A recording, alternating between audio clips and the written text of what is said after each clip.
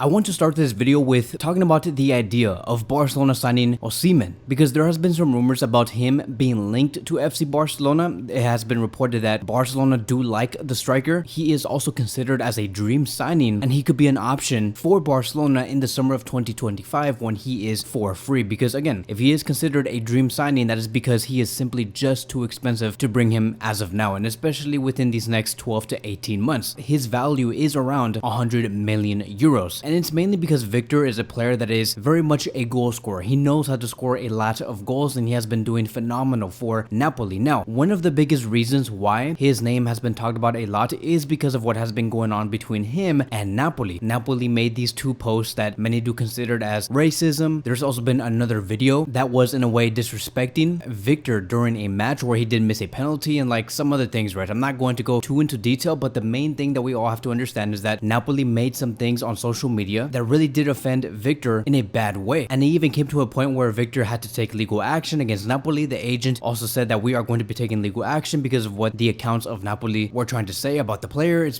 very offensive. It has sparked a lot of heated arguments, and so that is one of the reasons on why many are speculating that he could be an option for Barcelona, is because maybe he could leave Napoli because of all of this tension. So like, what could be the options? What could happen? I have no idea. Maybe the player terminates his contract and his market value decreases by a lot, and maybe Barcelona might find him as a free agent. Who knows? Could we possibly get him on loan for a set price in January 2024 or in the summer of 2024? We don't know. But the main idea is for Barcelona to eventually have him considered as a serious option in the summer of 2025, if by then he is still a Napoli player, because who knows, he might go somewhere else, sign a new contract, and then it's over. We can't sign him no more because his market value will be increased even more in the summer of 2025, and he won't be for free anymore. And I could see why his signing would make sense, because he could be seen as a Lewandowski replacement by that time, because his contract does run out in the summer of 2025. And yes, we do have Lewandowski with the option of extending for another year, but that does not need to happen. So we'll see. Something to think about for the future. Now let's move on towards the next topic for today, and let's talk about the players that could be rested against Sevilla, because it has been reported by Sport that everything indicates that João Cancelo will be rested for the match against Sevilla on Friday so he can be fresh for the Porto game. He has played 4 matches in the last 11 days. Sergio Roberto, Alejandro Balde, and Koundé could replace him on the right back position. And there's also another player that could be rested for the game against Sevilla. It has also been stated that Araujo could be another player being rested against Sevilla, only because they don't want to overload him so early because he has just returned from injury. So let me tell you guys one thing. I know that Sevilla is a team that would under-deliver in so many matches, but the moment they face FC Barcelona, they want to play outstanding. I don't want this game to be a game where we kind of come in with very little expectations on what Sevilla could do. That's very dangerous. Just because Sevilla have not been doing well in La Liga so far, it does not mean that we should be resting a lot of our A-game players. Why rest Araujo and Cancelo now? We do not need to put them down in this upcoming match. We cannot continue to lose further points. Barcelona is in 3rd place. Like just 2 or 3 days ago, they were in 1st place, but because we tied against Mallorca, now we have to work hard to get back to the 1st place position. Girona is 1st, Real Madrid is 2nd, and Barcelona is 3rd. Why let your guard down against a team like Sevilla? You never know what could happen. It's always going to be a tough time against this club. And